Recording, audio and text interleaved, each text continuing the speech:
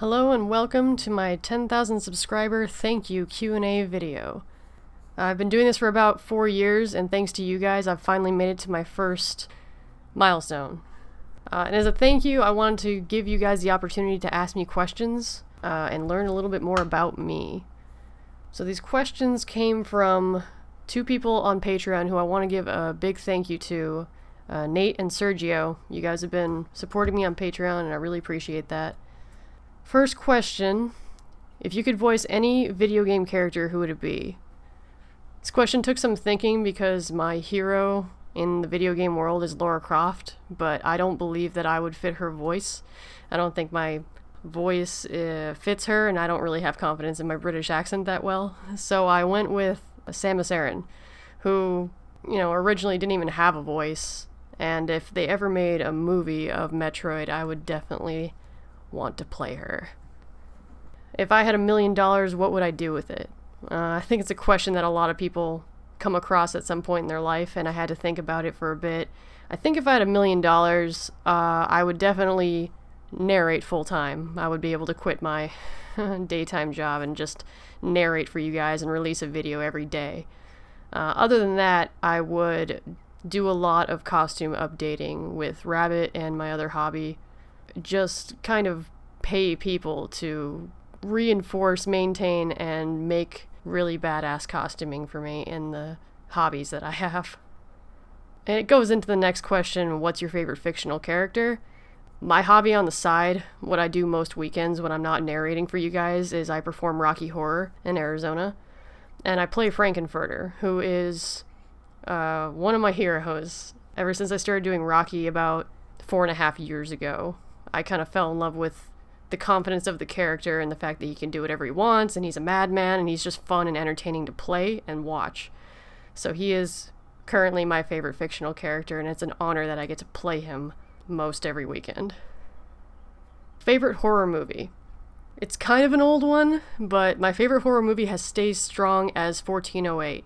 I love a lot of stories by Stephen King, and I think it is one of the best movie representations that's ever been created. It's a cool psychological horror on one of his short stories that everybody I've shown this movie to has just been so fucked with and terrified by the end of it, and I absolutely love that response. And and I'm not big on jump scare movies or anything like that. Same with video games. I really don't like jump scare horror video games. I more look for games that really make you say what the fuck. If you can say what the fuck while watching a movie or playing a video game, I love that movie.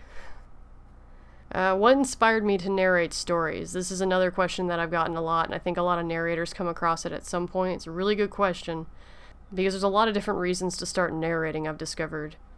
For me, listening to narrations of creepypastas was something that I did when I was working a really boring office job, which I currently still do.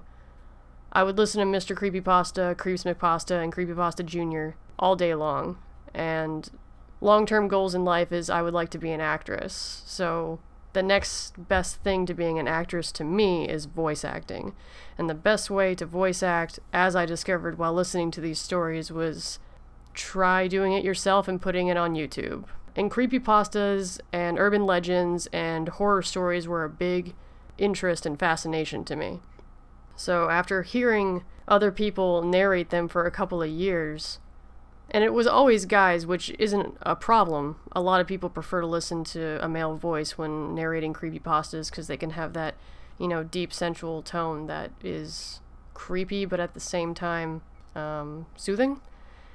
So there wasn't a lot of female narrators at the time that I knew about, and I thought it would give me a little bit of an edge to have a different approach on these stories. So I just started doing it for fun, whenever I felt like doing it. Have I ever narrated live?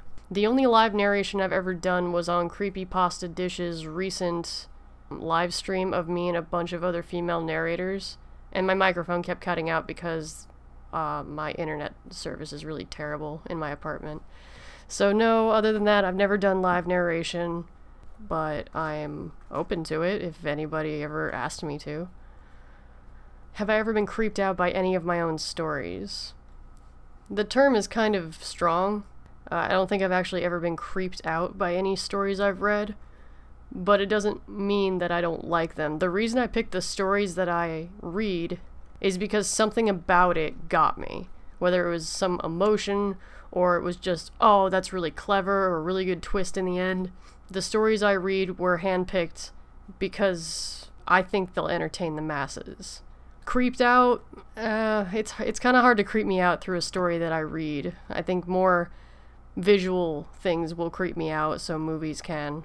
Although I can't think of any right now. I mean, 1408, the first time I saw it, was a very creepy experience for me. But reading the stories, I want to be able to creep other people out, so if it creeps other people out, that's fantastic. And if I can be the one that delivers it, that's even better. And then finally, the ultimate question that I've heard over and over is, will you ever do a face reveal? The answer is yes. I plan on doing a face reveal when I hit 100,000 subscribers, and I'm not going to waver and I'm not going to back down on that promise. I never actually wanted to be a narrator that covered my face. It was kind of something that I chose to do because my rabbit costume is something that I built for a haunted house several years ago. And when I started narrating, I used the handle White Rabbit for several years since that haunt because I fell in love with the character that I had created and emulated off of a really twisted Alice in Wonderland haunt. So I wanted to bring that character back to life even though I don't work at a haunted house anymore, and what better way to do that than to have that be my persona when I'm reading scary stories. So the only reason I cover my face is because it's part of the costume, and I don't do videos of myself because it's not necessary for my channel. But I never meant to hide my face from the public. On the contrary, I want people to know who I am eventually. I want there to be a time and a place for it. So, all that dramatic stuff. Well, when I hit 100,000 subscribers, I promise to you guys I will do a face reveal video. And that's all the questions that I was asked in the time frame that I had posted that I was going to do this Q&A. But again, I want to thank you guys so much. Without you, I doubt I would still be doing this. Back before I had any subscribers, I kind of posted a video maybe once every 2 or 3 months because I just didn't have that much motivation to do it other than to hear myself talk, which I like that you guys like my voice. It's very confidence boosting, but I can't stand to listen to it for very long, so I really appreciate that. So yeah, basically without you guys, I wouldn't still be doing this 4 years later, and I appreciate everybody's support. So moving forward, I just hope that things get better.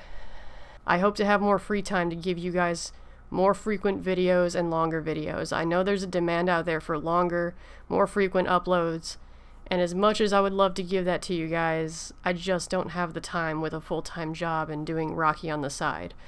But I do one day hope to cut down on the real-life adult job and just do this full-time. That would be a huge step for me. So you guys are making this happen for me one step at a time, and I really appreciate every bit of your support. So that's about the end of the first Q&A. I anticipate there's going to be more of these in the future. If you guys have questions for me, don't hesitate to ask either in the comments, or you can follow me on Twitter and Facebook.